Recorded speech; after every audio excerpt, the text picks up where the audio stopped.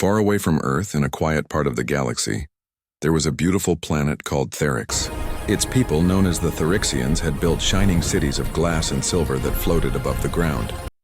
They were peaceful and wise, a civilization that had not fought a war for more than 1,000 years. They spent their time studying the stars, sharing knowledge, and creating art that glowed in the night sky. For them, war was something that existed only in history books, something ancient and impossible to return. But that peace ended one terrible day when the Krell Dominion arrived. The Krell were not explorers or traders. They were conquerors. Huge ships darkened the Therixian sky, and before the people could even understand what was happening, the bombardment began. The first blast struck the capital, turning its shining towers into fire and smoke. The Therixians had no real army, only a small defense fleet meant to protect their borders from pirates. They tried to fight back, but their ships were old and their weapons weak. The Krell crushed them easily, burning through the atmosphere like a storm of fire. Families ran for shelter. Entire cities went dark as power systems failed. In the underground chambers of the Therix Council, leaders gathered around a holographic map that showed red dots spreading across their planet, each dot marking destruction, each one showing another city lost. Their president, an elderly being named Saren Voss, looked at his council and said in a shaking voice, "If we do nothing, our world will die within days." The council debated what to do. Some wanted to surrender, believing that maybe the Krell would show mercy. Others said surrender was useless. The Krell never spared those they conquered. Then a scientist named Lyra 10 proposed something desperate. Deep in the archives, there was an ancient device called a universal distress beacon. It had been built during the time of the old Galactic Alliance, a time when many species worked together to explore and help one another. That alliance had fallen apart centuries ago, and the beacon had not been used since. But Lyra believed it still might work. The beacon was designed to send a signal across vast distances, far beyond the reach of normal communication. It carried one message, a call for help. The words were simple, clear, and could be understood by any species with basic translation technology. But no one knew if anyone still listened to those old frequencies. The galaxy was large and silent now. The Therixians feared that even if they sent the message, no one would ever hear it. Still, they had no other choice. In a dark underground chamber lit by emergency lights, Lyra and a small team powered up the beacon. The machine groaned like an old beast waking after centuries of sleep. Blue energy pulsed through the cables as the signal generator came to life. The scientists entered the message. "This is the Therix Union. We are under attack. Our cities are burning. We beg for help from any who can hear us." Lyra hesitated before pressing the final button. Her hands trembled. Around her, the others watched in silence. When she pressed it, the machine hummed and sent a beam of bright light through the ceiling, piercing the dark clouds above. The beacon transmitted a pulse that spread across the galaxy, carrying their desperate words into the unknown. Then there was nothing left to do but wait. Days passed. The Therixians hid in underground shelters while the Krell destroyed everything on the surface. They could hear the rumble of explosions above their heads. The ground shook constantly. Supplies began to run out. Parents comforted their children with stories of hope, though their eyes were filled with fear. The council members sent more messages, but no one answered. They began to wonder if the galaxy was truly empty now, if they had been alone all along. Above the planet, the Krell ships formed a blockade. They sent messages demanding surrender, promising mercy in exchange for complete obedience. But everyone knew what that meant. The Therix would become slaves or worse, so they stayed silent, refusing to respond. Lyra sat by the beacon every day, watching its flickering lights. Sometimes she would whisper to it softly, as if speaking to a friend. "Please, someone, hear us," she would say. "We are still here." Her voice would echo in the empty chamber, but there was no reply. One night, she stepped outside the bunker for a moment. The air was thick with smoke. She looked at the sky, which was once filled with the twin moons of Therix, but now was dark and red with fire. She thought of her family, of the students she once taught, and of the countless lives that had already been lost. For a moment, she wished she had never found the beacon, because waiting for help that never came felt worse than dying. Meanwhile, the Krell warlord, Commander Drakor, stood aboard his flagship watching the burning planet. To him, Therix was just another victory. He planned to strip the planet of its resources and move on to the next target.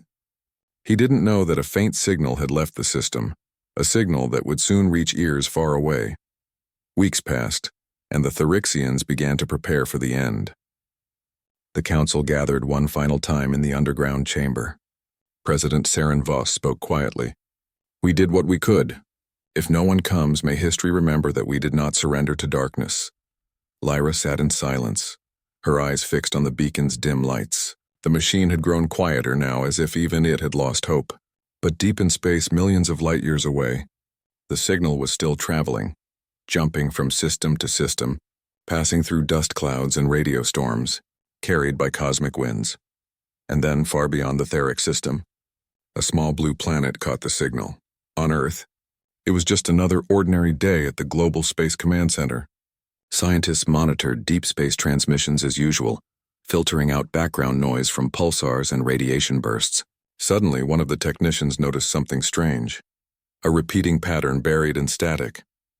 He adjusted the frequency and froze. The pattern wasn't natural. It was a coded message.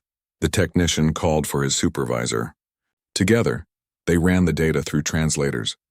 Slowly, words appeared on the screen. "This is the Therix Union. We are under attack. Our cities are burning. We beg for help from any who can hear us." Everyone in the room went silent. The voice in the message trembled with fear. It was not human, but it was alive, desperate and pleading. The message spread quickly through Earth's networks, reaching military and government leaders. Some thought it was a trick or a strange anomaly, but as experts analyzed the transmission, they confirmed it was real. It came from a region of space known to contain intelligent life centuries ago, though no one had heard from them in a long time. When the United Earth Council gathered, there was no long argument. The faces around the table were serious but determined. Humanity had changed since the early days of space travel. They had seen what happened when civilizations ignored suffering. This time they would not stay silent. One general said they asked for rescue, so we give them one. Within hours, messages were sent to every human fleet base. Ships prepared for launch. Engineers worked day and night to ready the long-range jump drives. Soldiers wrote letters to their families knowing they might never return, but none of them hesitated. To them, the voice from Therix was more than just an alien call. It was a reminder of what it meant to be human. Back on Therix, the people had no idea that their message had reached someone. They huddled in the dark, listening to the distant thunder of explosions. Lyra sat beside the beacon once more, touching its surface gently. It was cold now, almost lifeless. She whispered one last time, "If anyone heard us, please hurry." Above, in the silent sky, the Krell ships continued their patrol. They believed the planet was broken and beaten, but out in the vastness of space, something had already changed. The humans were coming. When the strange signal from deep space first reached Earth, no one understood what it truly meant. At the Global Space Command Center, the message repeated over and over through the speakers. The voice was trembling, filled with fear, speaking in a tone that no human had ever heard before. The translators worked nonstop, decoding every sound until the words became clear. "This is the Therix Union. We are under attack. Our cities are burning. We beg for help from any who can hear us." The room fell completely silent. For a few long seconds, everyone simply stared at the glowing screen, realizing that they had just heard a cry for help from another intelligent species, somewhere out there in the galaxy. The message spread like wildfire through all the major communication networks. Governments, scientists, and news channels were all talking about it. Some believed it was an old transmission from a long-lost colony. Others said it could be a trick, maybe some natural pattern mistaken for a signal. But the more experts analyzed it, the more certain they became it was real. The message came from a planet known as Therix, far beyond the outer colonies, a place no human had ever visited, and whoever sent it was desperate. Inside the United Earth Council headquarters, the world's leaders met urgently. The president of Earth spoke with a heavy voice. "This is not just noise. These are living beings asking for help." Around the table, there were mixed reactions. Some advisors argued that it was too far away, that humanity had its own problems. Others said they couldn't risk involving themselves in an alien war they knew nothing about. But among them were a few who felt something deeper, a sense of duty, of empathy. They remembered that Earth, too, had once been on the edge of destruction, that humanity had survived only because they stood together. In the military sector, Admiral Reyes, commander of the United Earth Fleet, was the first to speak firmly. "If they're begging for rescue," he said, "then we'll answer." His words carried through the room with quiet power. He wasn't a man who liked politics. He was a soldier who believed in action. Around him sat officers who had fought in countless battles, explorers who had seen the lonely edges of space, and scientists who had dreamed of making peaceful contact with other civilizations. To all of them, this was more than a mission. It was a test of what humanity had become. Orders went out across every fleet base on Earth and its colonies. Shipyards began to light up through the night. Engineers, pilots, and soldiers were called back from leave. Massive interstellar ships known as the Ardent-class dreadnoughts were readied for launch. They were powerful, fast, and armed with enough firepower to fight entire fleets. But this time, they were not being sent to conquer. They were going to save.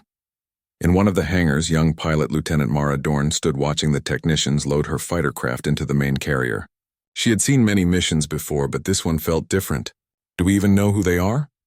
she asked her squad leader. He shrugged, tightening his gloves. "Doesn't matter. Somebody called for help. That's enough." Across Earth, people watched as the news spread. Families gathered around screens showing the message from Therix, still repeating endlessly, "We beg for help." The words touched hearts in every language. There were donation drives for the mission, volunteers who joined medical and rescue units, and students who wrote letters wishing luck to the crews. For the first time in many years, the world felt united. Not by war, not by politics, but by compassion. At the orbital dock above Earth, the fleet prepared to jump into deep space. Hundreds of ships floated in formation, their hulls shining under the sunlight. From the command bridge of the flagship UES Horizon, Admiral Reyes looked out over the vast armada. "Transmit this," he ordered. The communication officer nodded and opened a channel that reached every ship and every listening ear on Earth. Reyes spoke clearly and calmly. A call was made across the stars. "They are not human, but they are alive. They asked for help and we will answer. That's who we are. That's what it means to be human." His words echoed through every ship's speakers. Pilots smiled. Engineers wiped their faces and stood straighter. The engines of the fleet roared to life, and one by one, the ships began to align for the jump. The bright rings of energy formed around them as they prepared to enter hyperspace. Families on Earth watched as the sky lit up with streaks of light, the trails of ships leaving the orbit. Humanity was going to war, but not for conquest, not for power, but for mercy. The jump took days through the dark, silent void of deep space. The fleet traveled through wormholes and navigation gates, following the coordinates encoded in the Therix signal. During the long journey, the crews trained, checked systems, and listened again and again to the original message. Some of them memorized the alien words, repeating them softly, wondering what the Therix looked like, what their cities were like before the war. Many couldn't sleep. They knew they were flying toward a battle they didn't understand, against an enemy they had never seen. But none of them wanted to turn back. Inside the medical bay, Dr. Lian Chen prepared supplies. Her team had converted cargo space into makeshift hospitals. Rows of empty beds waited for the wounded they had never met. She looked at the supplies, med packs, translation devices, portable shelters, and whispered, "Please hold on. We're coming." On the second week of travel, the fleet passed through the dark nebula known as the Ghost Veil. Static filled the sensors, and the stars disappeared in a swirl of black mist. Many of the younger pilots felt uneasy. The darkness made them think of what they might find at Therix. Ruins, death, maybe nothing at all. But the older crew members reminded them that hope was the only thing stronger than fear. Meanwhile, the scientists worked in the communication labs, tracking the beacon's strength. The closer they got, the clearer the message became. But something strange happened. The Therix signal had begun to weaken. It flickered like a heartbeat, slowly fading. That meant one thing: their power sources were failing. The Therixians might not last much longer. When the fleet emerged from the final wormhole, the sight before them took everyone's breath away. The Therix system was surrounded by debris, burning wrecks of ships, drifting metal, and flashes of explosions in the distance. Sensors picked up thousands of hostile signatures orbiting the planet. The Krell Dominion was still there, tightening their control. From the bridge of the horizon, Admiral Reyes studied the readings. The enemy ships were massive, heavily armed, and far outnumbered his fleet. His officers looked at him, waiting for the order. He didn't hesitate. "All units," he said. "We came to save lives. Not one more minute will they suffer alone. Prepare for combat." A murmur ran through the crew. Engines powered up. Cannons rotated. Fighters launched from the carriers like sparks from a flame. The humans had arrived, and they were not backing down. Back on Earth, millions watched the live transmissions through the relay satellites. The fleets were too far for real-time visuals, but the data streams showed the moment the humans entered battle formation. People held their breath, praying silently for the rescuers. Inside one of the smaller carriers, Mara Dorn strapped into her fighter. Her heart raced as she stared at the glowing planet below. "You heard them," her squad leader said over the radio. "They begged for rescue. Time to show them what humans do when someone cries for help." The countdown began. The massive fleet engines glowed blue as energy built up for the first assault run. Rhea stood straight on the command bridge, eyes fixed on the enemy formation. Around him, the crew worked quickly, their faces lit by the red warning lights. The old fear of the unknown had vanished, replaced by determination. And then, with a single order, humanity moved. The dreadnoughts charged forward, forming a shining spear of light cutting through the void. Fighters swarmed like angry hornets diving toward the Krell lines. Missiles streaked across space, painting the darkness with fire. The human fleet had come from across the stars, answering a cry that no one else had heard. Down on Therix, hidden in the ruins of their cities, the last survivors looked up at the sky. They saw flashes of light far above the clouds, blinding streaks of fire, explosions that shook the heavens. At first, they thought it was another attack from the Krell, but then they noticed something different. The sky wasn't just burning. It was fighting back. Lyra 10, sitting near the old beacon, stared upward as the ground trembled. Her heart pounded. "It can't be," she whispered. Someone came. The humans had heard their call, and they were coming in full force. The galaxy, silent for centuries, was about to remember what it meant when humanity answered a plea for help. The skies above Therix were dark with smoke and filled with the flashes of battle. For weeks, the planet had burned under the Krell Dominion's attack. But now something new was happening. From the clouds, beams of light tore through the darkness. The Krell ships in orbit suddenly found themselves under heavy fire. Explosions lit the upper atmosphere like falling stars. The Therixians hiding underground could hear the distant thunder of explosions, but these sounds were different. They were sharper, faster, and carried an energy the people had never heard before. Deep below the surface, Lyra 10 sat beside the fading distress beacon. It had almost gone silent, its power cells nearly dead. She thought no one had come, that the message had been lost in the endless night of space. Then the ground trembled again and the walls shook violently. Dust fell from the ceiling and the emergency lights flickered. She grabbed the edge of the console to steady herself. "Another bombardment," she whispered. But then she heard something strange. A new sound joined the rumble, a rhythmic pulse that echoed through the stone. It wasn't the usual thunder of the Krell cannons. It sounded like engines. Above the clouds, the United Earth Fleet descended into the chaos. Admiral Reyes stood on the bridge of the UES Horizon, giving rapid-fire orders. The human dreadnoughts formed a tight formation, their heavy shields glowing blue as the Krell ships fired at them. The first wave of human fighters dove straight through the enemy lines, moving faster and with more precision than the Krell had ever seen. The humans didn't just attack, they coordinated. Every squadron, every ship worked together as if they shared one mind.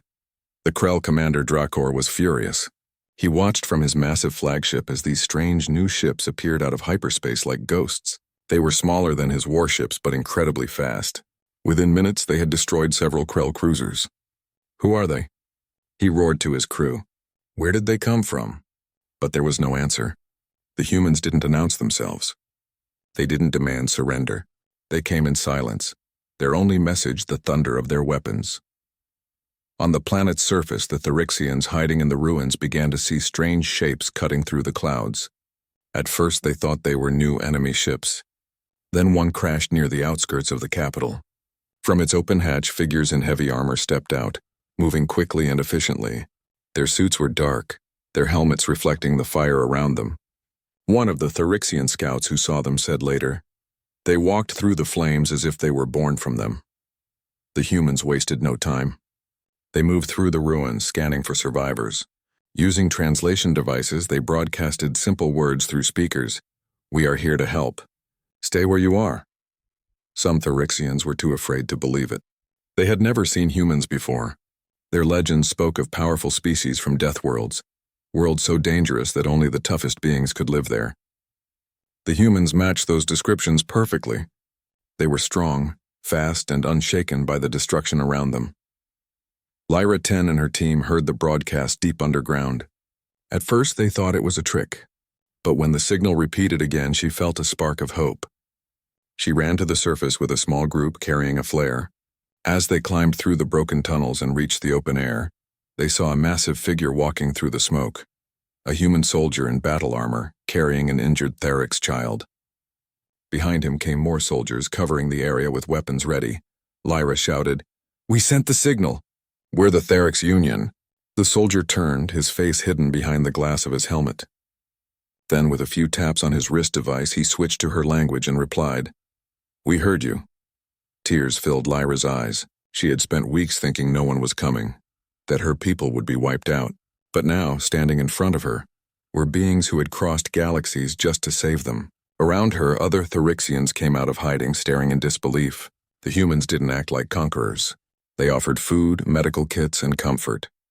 They lifted debris with their machines, pulled survivors from the rubble, and set up emergency camps. In orbit, the battle raged on. The Krell were brutal fighters, but they had never faced opponents like the humans. The Earth fleet's coordination and sheer determination were overwhelming. Admiral Reyes ordered precision strikes targeting the Krell's command ships. "Focus on their control hubs," he said. "Cut off their head and the body dies." Within hours, the Krell blockade began to break apart. Ships tried to retreat, but the human destroyers pursued them relentlessly. Fighter squadrons led by Lieutenant Mara Dorn hunted down enemy bombers that threatened the evacuation zones. She moved her craft through debris fields, locking onto enemy engines and blasting them apart. "You wanted a fight?" she muttered through her comms. "You got one." Down on the ground, Dr. Lian Chen led her team through burning streets, setting up medical tents for the wounded. Therixian healers joined them, amazed at how quickly the humans worked. Even though they couldn't understand all the human words, they recognized compassion when they saw it. Lian treated an injured Therix elder who whispered weakly, "Why would you risk your lives for us?" She smiled gently. "Because you asked for help," she said, "and we answer." As the hours passed, more human dropships landed, bringing supplies and reinforcements. They used massive shield generators to create safe zones for civilians. For the first time in months, the Therixians could breathe without fear. They watched the skies light up with explosions, not the destruction of their cities, but the downfall of their enemies. Commander Dracor tried to rally his forces, but panic spread among the Krell ranks. Their ships were falling one after another. The humans were everywhere, attacking from every direction. When Dracor realized his fleet was lost, he gave the order to retreat. The Krell ships turned and vanished into hyperspace, leaving behind burning wrecks and shattered pride. When the battle ended, silence filled the air. The human fleet moved into orbit around Therix. Shuttles descended continuously, bringing engineers, medics, and food. Lyra stood on a hill overlooking the ruined capital and saw hundreds of human figures helping her people rebuild. She turned to one of the officers beside her and said softly, "You came from so far away, for us." The officer nodded, his armor scratched and covered in dust. "No one should face the dark alone," he replied. The Therixians gathered around the humans, offering thanks in their own way. Children touched the metal armor curiously, amazed by the strange visitors. Soldiers shared their rations with hungry families. Music began to play from a human communicator, a soft tune that drifted through the ruins. Some Therixians began to hum along, realizing that even across different worlds, emotions spoke the same language. As night fell, the sky above Therix cleared for the first time in months. The fires were dying and the stars shone again. In the distance, the human ships hovered like silent guardians. Lyra stood beside Admiral Reyes, who had come down to oversee the recovery. "We thought no one would come," she told him. He looked at the horizon, where the faint glow of rebuilding fires shimmered.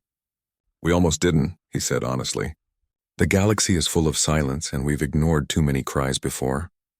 Not this time." A Therix child ran up to Reyes and handed him a small glowing crystal, a symbol of gratitude in their culture. Reyes accepted it with a small nod. "We'll make sure you're safe," he promised. "You're not alone anymore." That night, around makeshift fires, humans and Therixians sat together.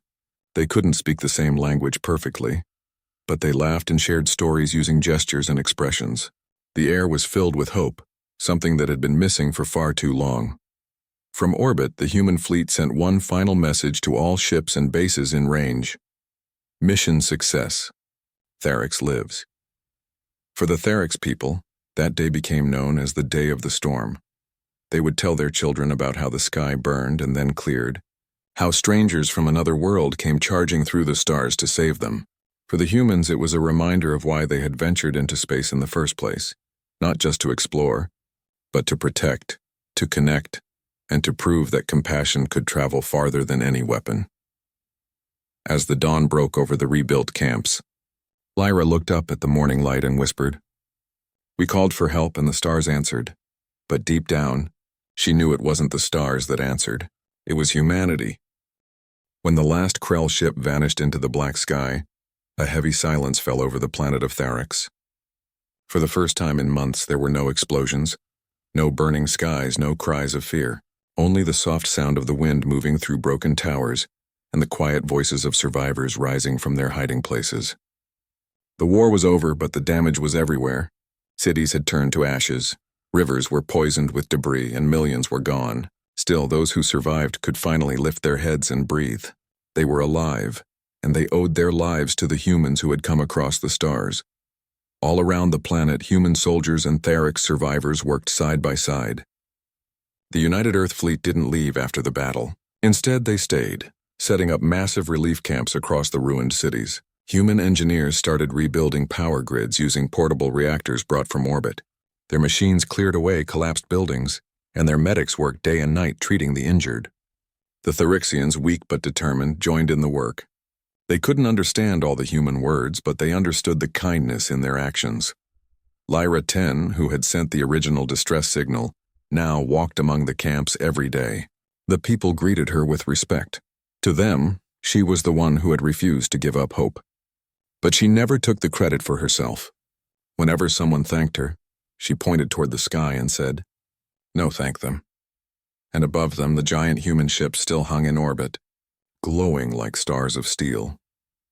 Admiral Reyes visited the surface often. He moved through the camps quietly, talking to both humans and Therixians. He never acted like a hero. He spoke to everyone like a friend. When a group of children ran to him, curious about his uniform, he bent down and let them touch the medals on his chest. They asked what they meant, and he simply said, "It means we stood together." His calm voice carried warmth, and though the children didn't understand his words perfectly, they felt safe around him. In one of the makeshift hospitals, Dr. Lian Chen worked with Therixian healers. The wounded came in endlessly, and though they were exhausted, no one complained. The alien doctors were amazed at how the humans treated even the smallest injuries with care.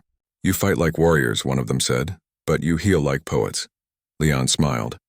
"We've seen too much pain to let it continue," she said softly. "Saving lives is why we came." As the days passed, Therix began to change. Fields that had been burned black were cleared and planted again. The humans brought small drones that could rebuild water pipes and purify air. Slowly, the scent of life began to replace the smell of smoke. The survivors built shelters from the wreckage, and human soldiers helped them raise new walls. Even the old statues that had been toppled by the Krell were lifted again, repaired by both hands, human and Therix together. At night, the campfires burned bright across the land. Therixians gathered with the humans, sharing food, stories, and music. One evening, a Therix musician played a haunting tune on a crystal flute. The sound shimmered like light through water. Then one of the human soldiers took out a small guitar and began to play along. At first the melodies clashed, but slowly they found a rhythm. Soon everyone was listening, smiling, some with tears in their eyes. Two worlds had met in war, but they had found peace in harmony. Lyra often sat by the fire, thinking about everything that had happened. Sometimes she still couldn't believe that help had truly come. She remembered the long, hopeless nights when she thought her people would die in silence. Now she watched human engineers laughing as they taught Therix workers how to use their tools. She saw alien children climbing on human soldiers' shoulders, smiling for the first time in months. It felt like a dream. One evening, she approached Admiral Reyes, who was studying a holographic map of the city. You could have ignored our signal, she said quietly. No one would have known. Reyes looked up at her, his tired eyes gentle. Maybe, he said. But we would have known.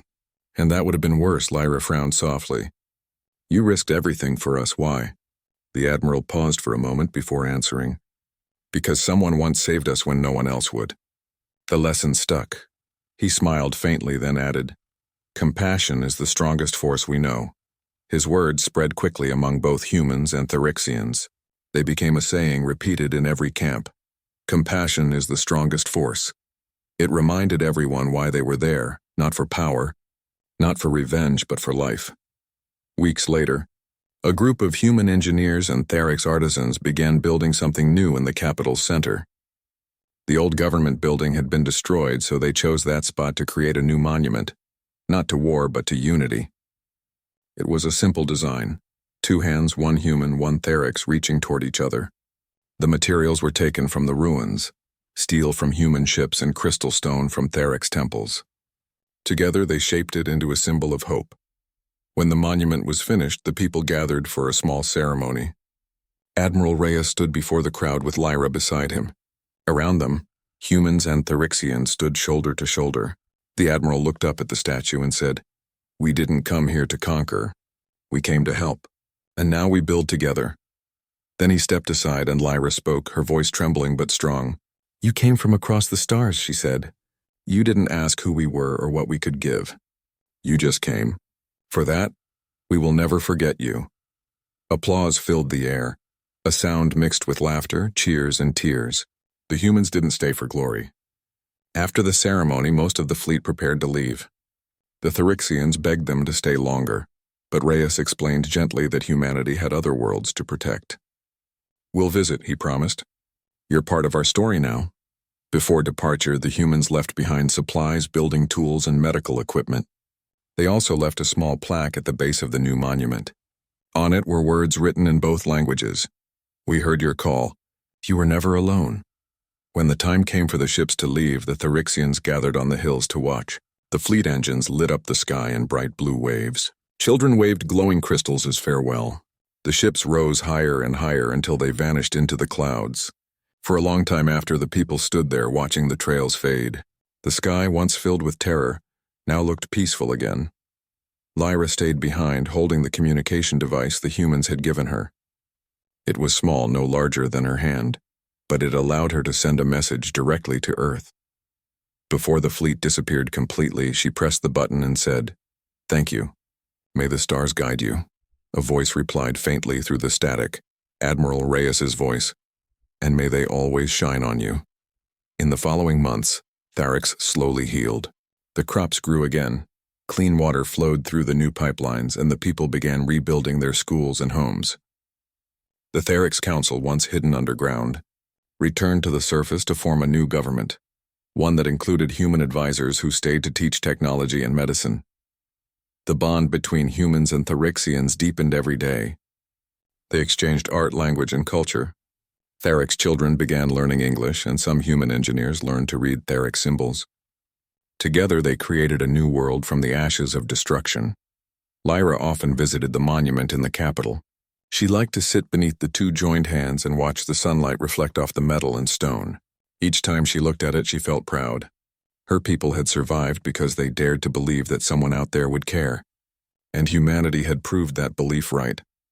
One day, a small group of children asked her what the humans were like. She smiled and said, They came with fire in their hands, but light in their hearts. They fought the darkness not because they had to, but because they chose to. Every night the Therixians looked at the stars differently now. The sky no longer reminded them of fear, but of friendship. They knew that somewhere out there, among the shining points of light, were the ones who came charging when they called for help. And as time went on, that story spread, not just on Therix, but across other worlds. The message was simple and clear. When the Therix begged for rescue, humanity answered. Not with words, but with courage, compassion, and heart. It became a story told for generations. A story of how 2 worlds met in the ashes of war and built something beautiful together. Years passed after the humans had left Therix, but their presence was never forgotten. The world that had once been covered in ruins was now full of life again. Green fields spread where ashes once lay, and new cities rose with shining towers built from both Therix crystal and human steel. Every building carried marks of their unity, engraved symbols of two hands meeting. Children born after the war grew up hearing stories of the day the humans came charging across the stars to save them. Those children looked up at the sky each night, hoping to see the same ships return someday, even if just for a moment. Lyra 10 had grown older, but her spirit was still strong. She had become one of the most respected leaders on Therix, known not for power but for her heart. People often came to her for advice or stories of the war. Whenever she spoke, she reminded them that their survival was not just because of human weapons or strength, but because of something greater, because of kindness. She often said, "It was not their ships that saved us. It was their hearts." The monument in the center of the capital became a sacred place. Every year, on the day the humans had arrived, the Therixians gathered around it to celebrate Unity Day. They decorated the area with lights that glowed in the night like tiny stars. Songs were sung in both languages, and the words of Admiral Reyes, "Compassion is the strongest force," were spoken by every child who attended. The celebration was not just a memory of the past, it was a promise to protect that spirit for the future.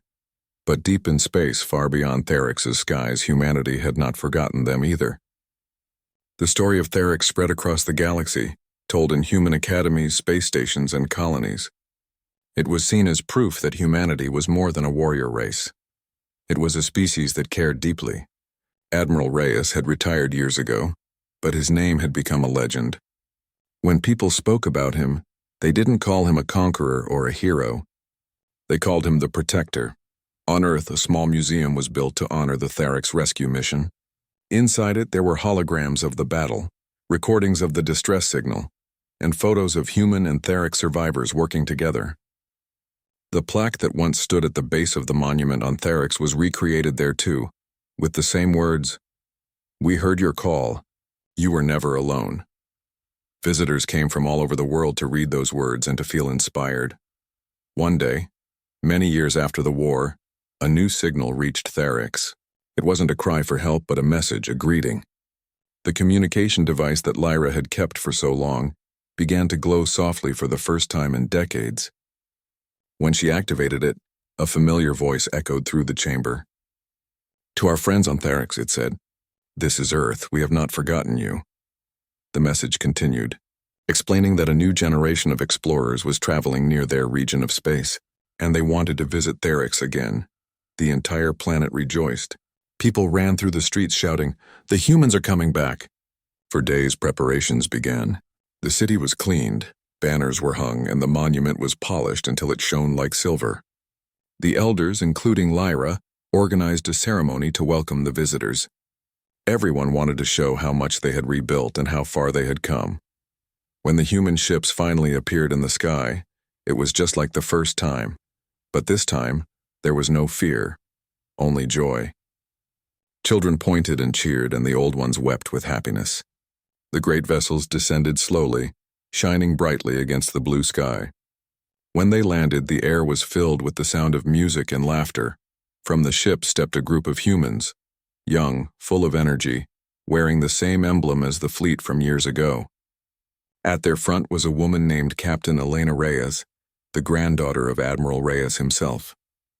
She smiled as she looked at the crowd and said, "My grandfather told me that this planet was proof of what humanity could be. I am honored to see it with my own eyes." Lyra, though now elderly and moving slowly, came forward to greet her. When their eyes met, something unspoken passed between them, a recognition that history was repeating, but in peace this time. Lyra said softly, "Your grandfather kept his promise. You came back." The captain nodded and placed a small metallic badge in Lyra's hand. It was a symbol of friendship between their two worlds. "He said you'd know what this means," Elena said. Lyra looked at it and smiled through tears. "It means the stars remember," she whispered. The humans and Therixians spent weeks together sharing stories, teaching each other new technologies, and exploring the rebuilt cities. The human visitors were amazed by how much Therix had changed. The planet had become a symbol of unity not just between two species but across the galaxy. Many other alien civilizations had visited Therix to learn how they rebuilt after such destruction. It had become a beacon of hope for all who had suffered wars. During one of the gatherings, a Therix child asked Captain Elena why humanity had helped them so long ago. The captain smiled and said, "Because your people asked for help. And when someone asks for help, humanity listens. That's what my grandfather believed, and so do we." Her words were recorded and later broadcast across the planet. They became as famous as the words once spoken by Admiral Reyes. Before leaving, the human visitors placed something new beside the old monument. A crystal sphere containing both human and Therix DNA, preserved together as a symbol of life. At the base of the sphere, new words were engraved. From compassion came strength. From unity came peace. The Therixians promised to guard it forever. When the new fleet finally departed, the people didn't feel the same sadness as before. They knew that their connection with humanity would never fade again. The stars above them were no longer distant or cold. Each one felt alive, like a friend watching over them. After the ships left, Lyra stood alone by the monument, holding the metallic badge tightly in her hand. She looked up at the sky, now filled with shimmering trails of the departing ships. "You kept your promise, Admiral," she whispered. "And so will we." A gentle breeze moved through the plaza, carrying the soft sound of laughter and music from the city. As years went on, Tharix continued to grow. New generations never knew the pain of war, only the lessons of peace. Schools taught about humanity's arrival not as a tale of battle, but as a lesson in courage and kindness. The people learned that real strength did not come from power but from compassion, the same lesson humanity had taught them long ago. And somewhere, far from Therix among the countless stars, a human ship carried a small symbol, a silver crest shaped like two hands clasped together. It was the same design as the monument on Therix. That symbol became the emblem of a new interstellar alliance that included humans, Therixians, and other worlds united by trust. Generations later, when people looked back on the story of Therix, they didn't just see a rescue mission. They saw the beginning of something far greater, a bond that proved that even across galaxies, kindness could cross any distance and compassion could change the fate of entire worlds. And so, the legend of the Therix rescue lived on in songs, stories, and monuments across the stars. Every time a new planet sent out a distress call, they remembered the story of how aliens once begged for rescue, and how humanity, fierce and fearless, came charging to their aid not for power, not for reward, but because they could not ignore a cry for help. It was said that somewhere, deep in the archives of Earth's Space Command, there was still a recording of Lyra's final message to humanity. It said only this: "When the stars darken and hope fades, remember Therix. Remember that compassion lights the way." And that message became eternal, whispered through the galaxies, reminding all who heard it that the greatest strength of any civilization lies not in its weapons, but in its heart.